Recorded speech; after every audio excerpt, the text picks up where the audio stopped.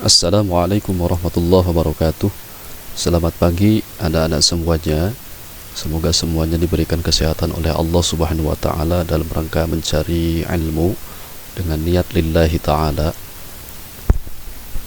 Pada hari ini kita akan mempelajari kembali materi terkait dengan Ahlus Sunnah wal Jamaah, yaitu pada bab Nahdlatul Ulama.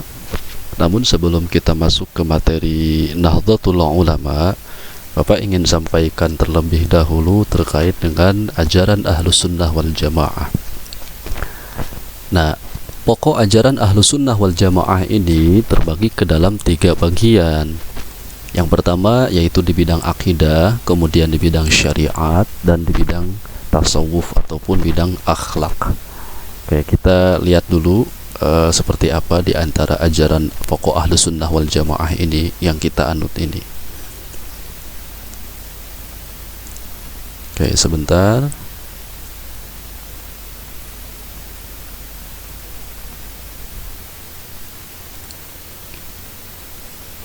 Oke, yang pertama ajaran Ahlus Sunnah wal Jamaah di bidang akidah. Di bidang akidah, akidah ini ketauhidan kita ya anak-anak, keimanan kita, keyakinan kita. Yaitu di bidang akidah, Ahlus Sunnah wal Jamaah ini mengikuti pemikiran daripada 2 imam, yakni Imam Abu Hasan al-Asy'ari dan Imam Abu Mansur al-Maturidi. Sebagaimana yang telah kalian catat pada minggu-minggu sebelumnya atau pada pertemuan-pertemuan awal, bahwa tokoh-tokoh Ahlus Sunnah wal Jamaah di bidang akidah ini diantaranya ada Imam Abu Hasan al-Asy'ari dan Imam Abu Mansur al-Maturidi. Imam Abu Hasan al-Asy'ari ini adalah pendiri daripada aliran Asy'ariyah, dan yang kedua Imam Abu Mansur al-Maturidi ini adalah pendiri dari aliran Maturidiyah. Kedua-duanya sama ya di bidang Ahlus Sunnah wal Jamaah. Namun sedikit ada perbedaan. Kalau yang pertama, Imam Abu Hasan al-Asy'ari ini lebih mengedepankan wahyu ketimbang akal. Kalau Imam Abu Mansur al-Maturidi ini lebih bukan mengutamakan, artinya lebih memposisikan akal ya, namun tetap berlandaskan pada wahyu. Jadi kedua-duanya, Imam Abu Hasan al-Asy'ari dan Imam Abu Mansur al-Maturidi ini menggabungkan corak pemikirannya ini sehingga nanti terintegrasi dan tergabung 2 pemikiran antara wahyu dan akal ya, yang nantinya dipandu oleh keimanan dan keilmuan, khususnya dalam mengembangkan dan memperkokoh akidah Ahlus Sunnah wal Jamaah. Ini ya. Jadi kalian harus paham bahwa di bidang akidah Ahlus Sunnah wal Jamaah mengikuti pemikiran dari Imam Abu Hasan al-Asy'ari dan Imam Abu Mansur al-Maturidi. Selanjutnya, di antara pokok ajaran Ahlus Sunnah wal Jamaah di bidang akidah, yang pertama bahwa Allah, ini khususnya dalam bidang keyakinan ya, bahwa Allah Subhanahu wa taala mempunyai takdir atas manusia, tetapi manusia memiliki bagian untuk usaha atau ikhtiar. Artinya segala sesuatu ini atas dasar takdir dari Allah Subhanahu wa taala, namun manusia diberikan kemampuan oleh Allah untuk berikhtiar ataupun berusaha. Berbeda dengan aliran-aliran lainnya seperti aliran Jabariyah, aliran Qadariyah. Kalau aliran Jabariyah ini beranggapan dan memiliki keyakinan bahwa segala sesuatu yang dilakukan oleh seluruh umat manusia atau seluruh makhluk lainnya ini berdasarkan atas dasar eksistensi dari Allah Subhanahu wa taala. Sementara makhluk ini tidak mempunyai kemampuan usaha apapun. Ini Jabariyah. Dan ini dianggap salah ya, menurut aliran Ahlus Sunnah wal Jamaah yang kita anut ini. Kenapa? Karena memang kita diberikan kemampuan oleh Allah, dan ini sesuai dengan firman Allah Subhanahu wa taala dalam Al-Qur'an. Di antaranya, Bapak lupa lagi nanti dicek ya surat Al-Qur'annya. Kata Allah, wallahu la yughayyiru ma biqaumin hatta yughayyiru ma bi anfusihim. Allah tidak akan merubah kepada suatu kaum, kepada keadaan suatu kaum jika kaum tersebut tidak mau berubah. Nah, itu artinya bahwa Allah menitipkan suatu kemampuan kepada kita untuk merubah keadaan. Berarti kita punya dan kita harus berusaha, ya. Sementara untuk aliran Qadariyah, anak-anak, aliran Qadariyah ini adalah aliran yang menafikan takdir dari Allah, hanya memprioritaskan kemampuan usahanya sendiri. Jadi segala sesuatu yang dilakukan itu atas dasar kemampuannya sendiri, bukan kemampuan atau bukan hakikatnya dari Allah Subhanahu wa taala. Dan ini juga lebih salah lagi, karena kita tidak mungkin bisa melakukan apapun tanpa adanya bantuan dan kekuatan dari Allah Subhanahu wa taala. Nah, pada hal ini Ahlus Sunnah wal Jamaah ini menggabungkan kedua pemikiran tadi, sehingga Ahlus Sunnah wal Jamaah berpendapat dan meyakini bahwa Allah memiliki takdir, ya, mempunyai takdir atas manusia, namun manusia juga memiliki bagian untuk berusaha. Artinya hakikatnya dari Allah dengan sebab kita melakukan suatu usaha. Contohnya gini, anak-anak, Allah itu sudah mentakdirkan kita ini menjadi orang yang kaya, ya. Namun Allah juga menitipkan kemampuan kita untuk berusaha. Maka syarat untuk menjadi orang yang kaya itu adalah salah satunya, minimalnya adalah kita dengan giat berusaha. Harus ada ikhtiar, ya. Kalau orang bercita-cita ingin kaya tapi tidak mau berusaha, tidak mau bekerja, ya bagaimana mau kaya, gitu kan. Nah, ini logikanya seperti itu, ya, kurang lebih. Jadi kalau nanti ada salah-salah kata, mohon dimaafkan, juga mohon dikoreksi. Bapak juga minta ketika nanti ada kesalahan tolong diluruskan. Kedua, Ahlus Sunnah wal Jamaah tidak mudah mengkafirkan orang lain. Nah, kenapa? Karena kita tidak bisa menghakimi seseorang apakah dia ini kafir ataupun tidak, karena yang berhak menghakimi itu hanya Allah Subhanahu wa taala, bukan kita, ya, bukan manusia. Maka kita sebagai umat yang mengikuti ajaran Ahlus Sunnah wal Jamaah ini tidak boleh gampang mengkafirkan orang lain, mencaci orang lain, membid'ah-bid'ahkan orang lain, ya, dengan suatu perbuatannya. Akan tetapi keyakinan urusan kafir dan tidak kafirnya, iman dan tidak imannya adalah hanya dirinya dengan Allah Subhanahu wa taala. Yang selanjutnya, dengan meniru pola kehidupan Rasulullah dan para sahabatnya. Pokok ajaran Ahlus Sunnah wal Jamaah tak lain adalah mengikuti sunnah Rasulullah dan mengikuti para sahabatnya, perbuatan para sahabatnya Rasulullah. Maka ada kata Ahlus Sunnah. Ahlus Sunnah ini adalah orang yang mengikuti sunnahnya Rasulullah, dan Al-Jamaah adalah mengikuti contoh-contoh daripada para sahabatnya. Ahlus Sunnah wal Jamaah berkeyakinan bahwa Al-Quran itu adalah firman Allah, bukan makhluk, ya. Al-Quran itu adalah firman Allah, bukan makhluk. Lanjut, kemudian Ahlus Sunnah wal Jamaah meyakini bahwa Allah Subhanahu wa ta'ala memiliki sifat wajib, maksudnya sifat yang wajib diketahui oleh seluruh makhluk, yaitu ada 20 sifat. 20 sifat wajib, kemudian 20 sifat mustahil, dan sifat jaiz 1. Maka sampai ada 50 yang termasuk kepada aqaidul iman, ya. 20 tambah 20 tambah 41.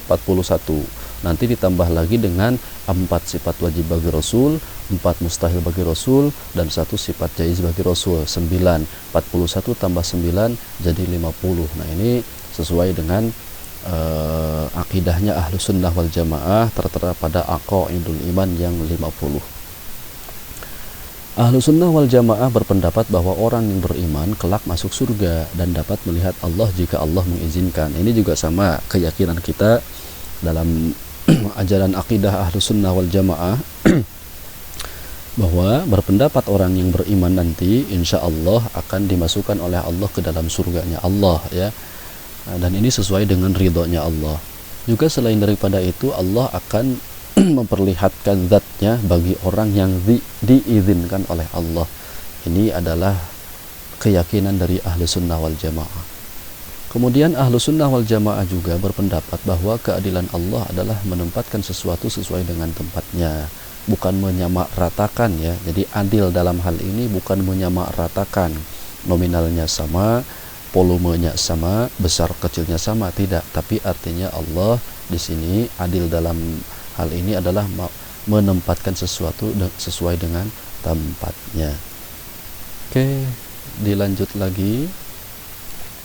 Oke, itu di bidang akidah. Jadi kalian harus paham ya bahwa di bidang akidah ini ajaran Ahlus Sunnah wal Jamaah ini mengikuti dari pemikiran dua ulama besar, yaitu Abu Hasan al-Asy'ari dan Abu Mansur al-Maturidi, yang menggabungkan antara wahyu dengan akal. Kemudian tadi sudah Bapak sampaikan juga beberapa ajaran pokok di bidang akidah. Mohon nanti dipahami kembali, kemudian nanti ditanyakan ulang ya jika ada yang memang kurang dimengerti. Kedua, ajaran pokok Ahlus Sunnah wal Jamaah di bidang syariat atau di bidang ibadah ya. Paham Ahlus Sunnah wal Jamaah mengakui kebenaran 4 mazhab. Jadi di bidang syariat, di bidang ibadah, karena di bidang ibadah ini ada ulama yang memberikan pemahaman dan penjelasan terkait ibadah dan diatur melalui hukum fikih ya, maka sudah sepatutnya dan sepantasnya kita mengikuti beberapa ulama berdasarkan mazhabnya masing-masing. Di sini paham Ahlus Sunnah wal Jamaah mengakui kebenaran 4 mazhab, meyakini kebenaran 4 mazhab, yakni yang pertama Imam Hanafi atau Imam Abu Hanifah, yang kedua Imam Maliki ya, Imam Malik, yang ketiga Imam Asy-Syafi'i, dan yang keempat Imam Hambali atau Imam Ahmad bin Hambal. Nah, kita harus mengikuti dan meyakini, mengakui kebenaran daripada 4 mazhab ini. Kalau di seluruh dunia sebenarnya sudah diakui ya, keempat mazhab ini diakui. Di Indonesia juga diakui. Apalagi Imam Asy-Syafi'i, nah ini yang paling sangat banyak dianut oleh kebanyakan orang yang ada di Indonesia, termasuk kita ya, madhab Imam Asy-Syafi'i. Tidak menafikan madhab-madhab yang lain, karena madhab yang lain pun benar semuanya.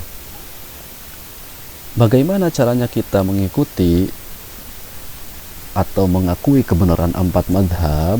Yakni harus bertaklid atau mengikuti kepada salah satu ya dari keempat madhab, tidak semuanya. Anak-anak, kita harus mengikuti salah satunya, karena kalau keempat-empatnya ini ya, kita ini kan orang awam, belum mengerti apa-apa, jadi cukuplah satu saja. Karena yang satu ini pun insya Allah ini bisa dipertanggungjawabkan nanti di hadapan Allah Subhanahu wa Ta'ala, asalkan kita mengikuti dengan sebenar-benarnya. Jadi tidak harus semuanya ya. Kalaupun misalkan di madhab Syafi'i ada di antara syariat yang memang tidak disyariatkan atau tidak dianjurkan, misalkan dianjurkannya di madhab Imam Maliki, ya kita taklid permisi dulu taklid ke Imam Malik ya, kemudian setelah itu kita kembali lagi ya ke madhab Imam Asy-Syafi'i. Artinya harus ada konsistensi dan harus ada adab ya. Jadi ketika kita mengikuti syariah pada faham Ahlus Sunnah wal Jamaah, kita harus mengikuti kepada salah satu dari keempat madhab tersebut, dan tidak boleh mengikuti madhab dengan cara mengacak-acak ajaran keempat madhab, tidak boleh. Nanti misalkan kalian ada di madhab Syafi'i, besoknya lagi masuk ke madhab Hambali, besoknya lagi masuk ke Maliki, besoknya lagi masuk ke Hanafi. Nah, ini tidak boleh. Kalau satu ya satu. Bagaimana dengan tadi ketika misalkan contohnya di syariat Imam Syafi'i ini memang tidak tertera, yang ada hanya di Imam Maliki, boleh kita bertaklid ya dengan adab-adab tertentu, dengan syarat-syarat tertentu. Kita ikut ke madhab Maliki, tapi diniatan dulu, harus kita niati kita bertaklid ke Imam Malik, kemudian setelah selesai kita balik lagi. Dan ini tidak boleh diacak-acak. Maksud diacak-acak itu, kita di madhab Syafi'i kemudian lari ke madhab Maliki tanpa ada permisi terlebih dahulu. Di madhab Maliki kita masuk lagi ke madhab Maliki tanpa permisi, masuk lagi ke madhab Imam Hanafi tanpa permisi. Nah, berarti kalau gitu di mana tempat kita sebenarnya kalau seperti itu? Ya, kalau kita misalkan posisinya berada di madhab Syafi'i, ya sudah saja di madhab Syafi'i. Adapun nanti ada beberapa syariat yang memang tidak ada atau misalkan kurang sempurna di madhab Syafi'i, di madhab Imam Syafi'i, maka kita boleh ambil di madhab ulama yang lain yang lebih sempurna, kemudian kita kembali lagi ya taklid ke madhab imam yang sudah menjadi panutan kita. Ini di bidang syariat ya. Nanti lebih jelasnya mudah-mudahan ada kesempatan kita bertemu dan bertatap muka, Bapak jelaskan. Dan tidak boleh menjadi salah faham ya, karena kalau nanti salah faham, gagal faham, ya itu nanti akibatnya fatal. Maka kalau ada yang mau ditanyakan dikarenakan kurang jelas, mohon langsung tanyakan langsung ke Bapak, itu ya. Selanjutnya, dasar hukum Ahlus Sunnah wal Jamaah menetapkan hukum sebagai dasar landasan pokok. Ada beberapa sumber hukum Islam, di antaranya yang pertama ada Al-Quran ya, yang keduanya ada As-Sunnah atau hadis, yang ketiganya ada ijma. Ijma ini adalah kesepakatan para ulama, dan ada qiyas ya. Qiyas ini analogi atau perbandingan melalui akal yang sehat, akal yang cerdas ya. Tapi tetap qiyas dan ijma ini harus berlandaskan kepada Al-Quran dan As-Sunnah. Jadi sumber hukum kita ini ada 4, ada Al-Quran, ada As-Sunnah, ada ijma, dan ada qiyas. Bukan Al-Quran dan Sunnah saja, karena kita sering dengar ada orang yang menggembor-gemborkan, sudah kembali saja kepada Al-Quran dan As-Sunnah, Al-Quran dan As-Sunnah. Anak-anak kita kalau kembali kepada Al-Quran dan As-Sunnah saja sebagai pedoman hidup, maka kita tidak akan bisa sholat sebenarnya. Kenapa? Karena dalam Al-Quran dan As-Sunnah, sholat itu tidak dirinci secara detail. Ada memang di Al-Quran dan As-Sunnah, namun tidak secara detail, tidak ditafsilkan ya. Kalau dalam Al-Quran itu sifatnya mujmal. Di Al-Quran sifatnya mujmal atau global atau garis besarnya. As-Sunnah di sini adalah memperjelas apa yang ada dalam Al-Quran. Ternyata di As-Sunnah pun masih ada yang kurang jelas, karena kita ini adalah orang-orang awam. Maka ulama menjabarkan, mendetailkan sedetail-detailnya dengan adanya ijma, kemudian adanya juga dengan qiyas ya. Jadi nanti kalau belum paham juga boleh tanyakan langsung ke Bapak. Selanjutnya di bidang tasawuf atau di bidang akhlak. Di bidang tasawuf, Ahlus Sunnah wal Jamaah itu mengikuti pemikiran dari Abu Qasim al-Junaidi al-Baghdadi, dan yang kedua adalah Imam al-Ghazali atau Hujjatul Islam Abu Hamid al-Ghazali rahimahullah. Nah, ini kedua ulama besar ini khusus di bidang akhlak atau di bidang tasawuf ya. Jadi nanti bagaimana kita berakhlak, bagaimana kita beradab, bagaimana kita prosesi mensucikan batin kita, mensucikan hati kita, mensucikan pikiran kita, ini ranahnya, bagiannya adalah Abu Qasim al-Junaidi dan Imam al-Ghazali rahimahullahu ta'ala. Nanti juga kita bahas satu persatu bagaimana ajaran-ajarannya. Lanjut, sudah 3 ya, sudah 3 ajaran pokok, bahwa Ahlus Sunnah wal Jamaah memiliki 3 ajaran pokok. Yang pertama di bidang akidah, yang kedua di bidang syariat, dan yang ketiga di bidang tasawuf. Di bidang akidah, ulama Ahlus Sunnah wal Jamaah mengikuti pemikiran daripada Abu Hasan al-Ash'ari dan Abu Mansur al-Maturidi.